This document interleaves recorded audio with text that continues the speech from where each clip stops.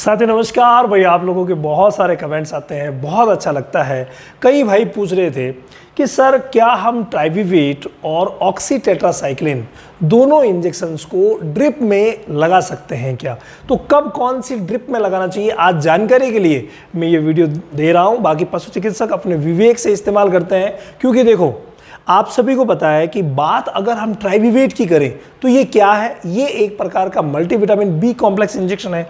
B complex क्यों है? क्योंकि इसमें देखिए B1 है, B6 है और B12 है। इस वजह से ये जो मल्टीविटामिन इंजेक्शन है जिसमें B1, B6 और B12 है, ये जब भी पशु के शरीर में कमजोरी होती है, नसों से संबंधित कोई भी प्रॉब्लम होती है, उस समय लगाया जाता है। और इसकी जो डोज होती है वो भी, अगर हम नॉर्मल डोज की बात करें, देखिए जितने भी विटामिन मिनरल के इंजेक्शन होते हैं ना, उनकी डोज डिपेंड करती है कि उसकी कमी कितनी है। बाकी नॉर्मली अगर देखा जाए तो इसका इस्तेमाल 1 ml 15 से 20 kg बॉडी वेट के हिसाब से किया जाता है। और इसको IV भी लगवाया जा सकता है और इंट्रामस्कुलर भी लगवाया जा सकता है। वहीं आपने दूसरी चीज़ के बारे में पूछा और वो है ऑक्सीटेट्रासाइक्लिन। ऑक्सीटेट्रासाइक्लिन क्या है? ये एक प्रकार का एंटीबायोटिक है और ब्रॉड स्पेक्ट्रम एंटीबायोटिक है जो बैक्टीरिया की ग्रोथ को रोकता है। और ये कब इस्तेमाल होता है भाई? जब भी बैक्टीरियल इन्फेक्शन होगा उस समय इस्तेमाल होगा। अगर मान लीजिए कि इन्फेक्शन नहीं है, हालांकि ऑक्सीटेट्रासाइक्लिन का इस्तेमाल जो है वो कुछ प्रोटोजोआ को रोकने में भी किया जाता है, यानी प्रोटोजोआ के खिलाफ भी किया जाता है, जैसे कि एनाप्लाज्मा हो गया, तो वहां पर भी इसका इस्तेमाल होता है। तो बैक्टीरिया की ग्रोथ जहां पर हो, एनाप्लाज्मा का जहां पर डाउट हो, वहां पर इसका इस्तेमाल किया जाता है बतौर एंटीबायोटिक। ठीक है, अब यहाँ इसकी डोज की अगर हम बात करें तो इसकी डोज भी वेरी करती है। जैसे एनाप्लाज्मा में लगाया जाता है तो थोड़ा सा ज़्यादा डोज में लगाया जाता है, और नॉर्मली इसकी डोज भी यही रहती है जो कि ट्राइवेट की रहती है।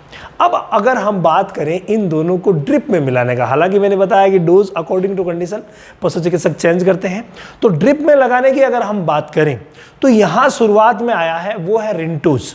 देखिए रिंटोज जो है वो आपको पता है कि ज़्यादा गाढ़ा सॉल्यूशन होता है। तो जो भी ज़्यादा गाढ़ा सॉल्यूशन होता है, जिसको हम हाइपर सॉल्यूशन बोलते हैं, उसमें किसी भी सूरत में ज़्यादा इंजेक्शंस का इस्तेमाल नहीं किया जाता।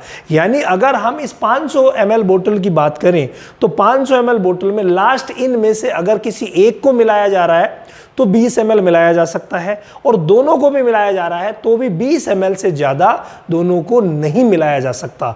इसीलिए अगर 20 ml से ज़्यादा इसमें मिला दिया गया तो ये और भी गाढ़ा हो जाएगा और चढ़ाने में बहुत बड़ी परेशानी होगी। तो यहाँ पर जहाँ तक हो सके अवॉइड करना चाहिए दोनों को मिलाना।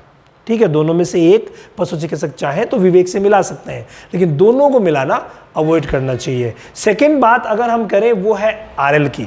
RL जो है वो आपको 1 लीटर में भी मिलता है तो 500 ml में मिलता है।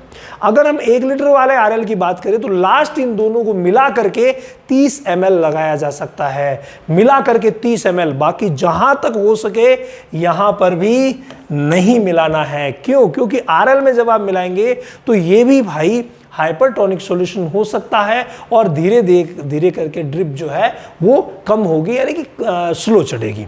तो इसीलिए यहाँ पर भी जहाँ तक हो सके अवॉइड करना चाहिए। अब तीसरी बात आती है वो जो आप DNS की सोच रहे हैं, D5 की सोच रहे हैं, वो भी इन्हीं की तरह है। ठीक है, अब तीसरी जो बात आती है NS की। हाँ, NS में मिलाया जा सकता है, लेकिन NS में भी वही बात है कि अगर 1 लीटर बोतल है तो 40 ml और 500 ml है तो दोनों को मिला करके 30 ml से ज़्यादा अगर लगाया गया तो भाई ये प्रॉब्लम करता है। तो यहाँ पर ध्यान रखें कि थोड़ी मात्रा, अगर मान लीजिए कोई काप में लगा रहे हैं या मान लीजिए बकरी में लगा रहे हैं तो वहाँ मात्रा कम रहती है इन दोनों की ही अकॉर्डिंग टू बॉडी वेट, तो वहाँ पर इस्तेमाल करवाया जा सकता है। गायों भैंसों में जब मात्रा ज़्यादा होती है तो उस समय इनको 30 से 40 ml से ज़्यादा कतई नहीं लगाया जाता। 1 लीटर में 40 ml और 500 ml में 30 ml, तो ये इस तरीके से लगाया जाता है। इसके अलावा बात अगर हम करें टेम्परेचर की, तो देखिए जब भी इन्फेक्शन होगा, चाहे वो बैक्टीरिया का इन्फेक्शन है चाहे कोई सा भी इन्फेक्शन है, आपको पता है इन्फेक्शन होगा तो तापमान बढ़ेगा। तो तापमान जब बढ़ेगा उसी समय ऑक्सी का इस्तेमाल करवाया जाता है। ठीक है, यानी कि जब इन्फेक्शन होगा, एक तो नॉर्मल जो टेम्परेचर होता है वहाँ पर भी ऑक्सी का इस्तेमाल होता है, और ऑक्सी में भी हमेशा ध्यान रखा जाता है कि जो 50 mg/ml वाला है, देखिए इसको आप देखिए, ये जो आप देख रहे हैं ना साफ लिखा हुआ है 50 mg/ml, तो 50 mg/ml वाला होता है वही इजीली दूसरे जो इंजेक्शन है उनके साथ आईवी लगाया जाता है, बाकी नहीं। 100 mg वाले को कभी कभार लगाते हैं और 200 mg वाले को तो बिल्कुल भी आईवी नहीं लगाया जाता। आईवी के लिए सबसे बेस्ट जो रहता है वो 50 mg/ml वाला ही रहता है, तो इसी का इस्तेमाल करवाया जाता है जब भी इन्फेक्शन का डाउट हो। अगर लो टेम्परेचर है तो वहाँ ट्राइविवेट के साथ दूसरे जैसे फॉस्फोरस वगैरह के इंजेक्शन लगाए जाते हैं। लो टेम्परेचर में किसी भी सूरत में ऑक्सी का इस्तेमाल नहीं करवाया जाता है। बाकी भाई ये जानकारी के लिए वीडियो था, पशु चिकित्सक अपने विवेक से इस्तेमाल कर सकते हैं। जिनको भी कंप्लीट जानकारियाँ चाहिए, तो अगर आपने अभी तक life changing training session join नहीं किया है तो एक बार आप ज्वाइन जरूर करें, ताकि सारी चीज़ों का नॉलेज हो जाएगा। सीखेंगे एक बार, करेंगे जीवन भर।